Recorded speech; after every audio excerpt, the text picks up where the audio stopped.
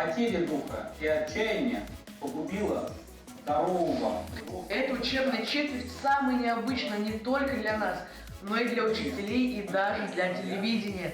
Наш детско-юношеский телеканал «Тамыр» делает проект, который ежедневно выходит на 5 телеканалах. Впервые в истории образования внедрен новый формат обучения – дистанционный. Нас удивить сложно, а зацепить внимание и вызвать интерес тем более.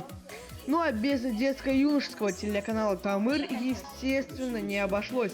Ведь кто, если не мы, знаем, как сделать качественный и уникальный контент, который будет одинаково хорошо обучать и развлекать. Вот эти ежедневные эфиры – дело рук наших коллег. Самый первый урок провел глава Республики Башкортостан Ради Фаритович Хабиров. Я думаю, что все заценили такой крутой педагогический состав. Мы проведем сегодня уроки с вами дистанционно, в разных режимах. Мы к этому готовились. Ежедневно мы начинаем наше утро с важных встреч. Вот, например, министр образования и науки Республики Башкортостан Айбулат Вакилович Хажин. Вы должны всегда помнить, что правильное питание – это залог здоровья.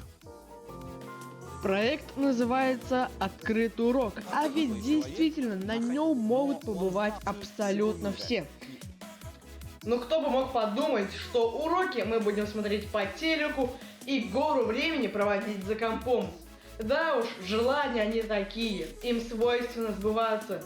Никита Гуров специально для горы новостей.